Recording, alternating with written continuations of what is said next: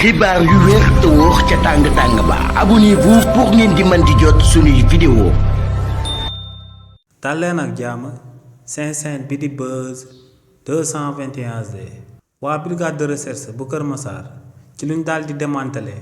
réseau wu góor jigéen bu toll ci 16 personnes te kii di Pape Cheikh Diallo ak Djiby Dramé daal di siy bokk. lu ci gën a garaaw moom mooy que ne ci 16 personnes yooyee daa amoon ay góor jigéen yoo xam ne ginnaaw bañ xamee que ne ñoom dañoo am sida ba noppi dañ doon jël de manière volontaire seen sida bi di ko wàllaatee jëmale ko ci kay ay góor ak ay jigéen yu daal di nekk ci réewu Sénégal. si li ni mel waa brigade de recherche bu Kër Massar ku njëkk a daal di teg loxo mu daal di am jàngoro sida daal di nekk góor jigéen moo ngi uyoo ci turu Pape Salif Ral te kookee di Pape Salif Ral ginnaaw bañ ko daan auditionné moom dafa daal di reconnaître que ne daal di nay jël jàngoro sida boobee mu daal di amee. daal di koy wàll ci lu ëpp 10 góor ci réewu Sénégal waaye tamit kii di Pape Salif Ral xamaloon na enquêteurs yi tamit que ne moom ci wàllu boppam bisexuel la maanaam day séeg góor waaye tamit day séeg jigéen te ne tamit am nay jigéen yoo xam ne daal dina leen di wàll jàngoro sida bi. waaye nag ba tey si li ni mel waa brigade de recherche bu Kër Massar ci 16 góor jigéen yooyu ñu daal di teg loxo 8 yépp dañoo daal di amee jàngoro sida. te ñooñee ginnaaw bañ leen auditionné ba noppi ñu bëri ci ñoom daal dinañuy firndeel que ne ay bisexuel lañ maanaam dañuy sëy ak góor di sëy ak jigéen te ci ñoom am na ñoo xam ne daal dinañuy jël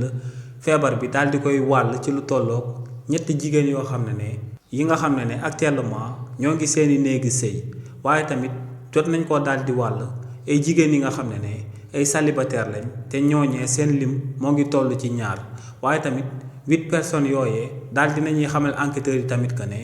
lu leer ba am moom mooy que ne luñ ko daal di wàll ci ay góor jigéen ci réewu Sénégal lim bi takku na lool ba ñoom seen wàllu bopp xamuñ exactement ñaata nit ci ay góor jigéen lañ ko daal di wàll ci réewu Sénégal. ba tey si li ni mel ci audition yooyu ñu daan amal kii di Pape Cheikh Diallo moom ginnaaw ba ko enquêteurs yi daan enquête jëmale ko si ndax waa wala nit akub góor jigéen la. kookee dalee naa daal di xamal clairement que ne moom góor jigéen la li ni mel daa mel ni si moom akub seytaane daa dem ba mënatu koo bàyyi waaye nag kii di Djiby Dramé tamit daal dinay xamal enquêteurs yi que ne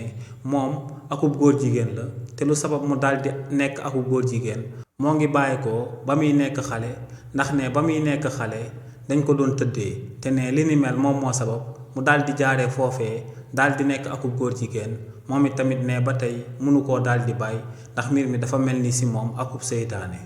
xibaar yu wér te wóor ca tàng ba abonnez-vous pour ngeen di mën di jot suñuy vidéo.